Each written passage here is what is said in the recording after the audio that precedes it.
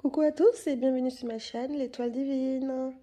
Alors ce soir, j'ai envie de vous parler de quelques signes du parcours de flamme jumelle, c'est-à-dire quand vous êtes dans le parcours de flamme jumelle, que vous ne savez pas trop si vous êtes vraiment dans ce parcours-là.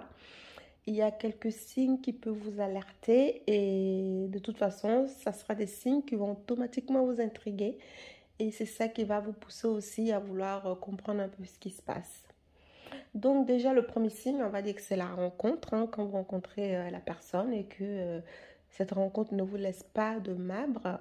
Et en même temps, il n'y a pas spécialement de coup de foudre.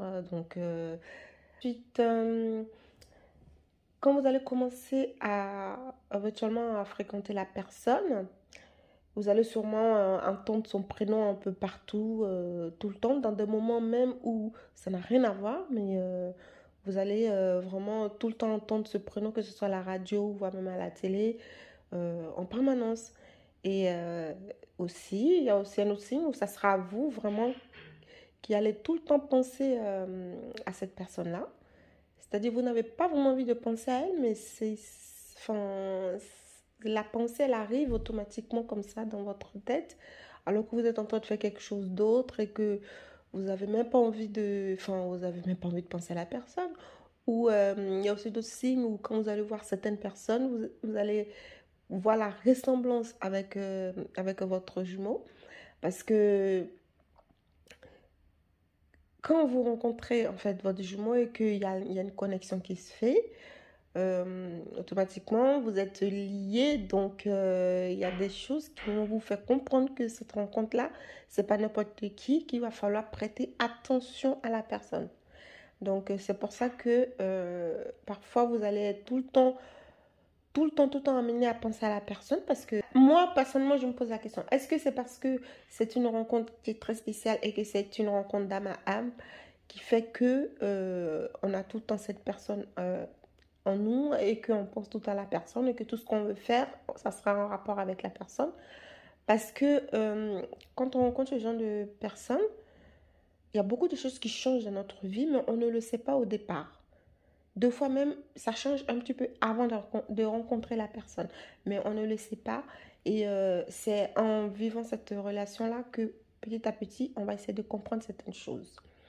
Souvent, vous avez les chiffres miroirs. C'est-à-dire, vous avez tout le temps les 11-11, les 12-12, ou plusieurs chiffres, plusieurs séries de chiffres qui se suivent, hein, bien sûr, ce sont des séries de chiffres. Donc, vous avez ce genre de choses qui va apparaître à chaque fois que vous voulez regarder l'heure ou tout simplement, ça dépend si vous travaillez avec des chiffres et tout et des lettres, vous allez avoir souvent ça qui va apparaître des heures miroirs, En fait, il se passe plein de choses et il y a aussi même des synchronicités.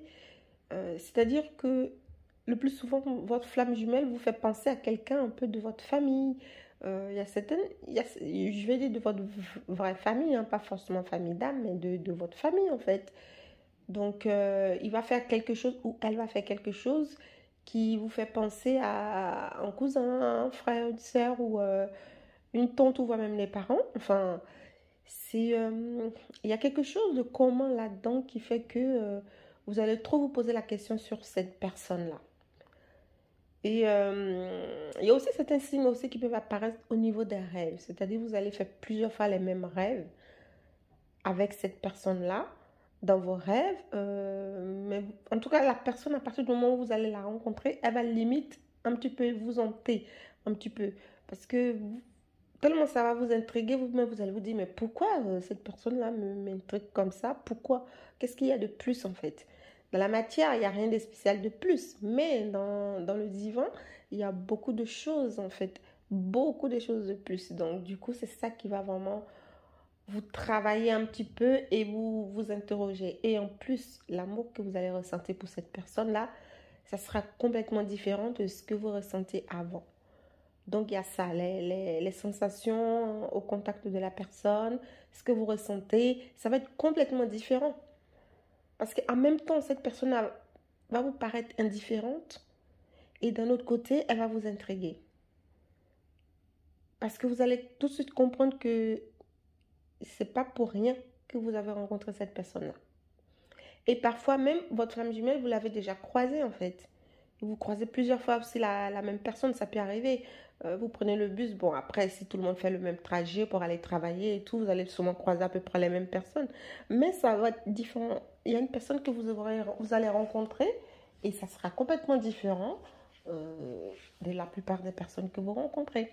Après, c'est vous aussi, vous allez avoir un ressenti au fond de vous. Il va se passer quelque chose au fond de vous que vous allez ressentir quand vous serez face à cette personne-là. Donc, vous seul pouvez juger ce que vous ressentez. Mais après, il faut comprendre aussi que malgré que le parcours des flammes jumelles est un parcours qui peut être différent selon les personnes, euh, à un moment donné, il y a quand même certaines similitudes. Donc, nous tous, nous vivons quand même. Hein, parce que sinon, ça sera trop facile si c'est tellement différent des uns des autres. Ça veut dire que finalement, voilà, on n'est pas flamme jumelle. C'est parce qu'il y a une série de similitudes avec les autres personnes qui fait que on finit par se dire que, ah oui, ce genre de relation, c'est une relation, ce sont des relations qui sont un peu différentes, un peu complexes, un peu spéciales et tout ça. Donc, au niveau des signes aussi, il y a aussi, je vais y revenir hein, sur ce signe-là hein, par rapport à la famille. Hein. C'est-à-dire que vous êtes en relation avec une personne. Après, ça dépend pour les personnes qui ont déjà notion de ce que c'est que les flammes jumelles. Après, quand tu n'as pas notion de ce que c'est que la flamme jumelle, tu vas pas tout de suite y penser. Mais tellement tu vas te poser question sur cette relation que tu vas être obligé d'aller faire des recherches pour essayer de comprendre, mais pourquoi? Pourquoi ce genre de relation et tout. Donc, ça, ce sont des choses qui vont t'interpeller et qui vont aussi faire partie aussi des signes. Hein. Donc, pour comprendre qu'est-ce qui se passe.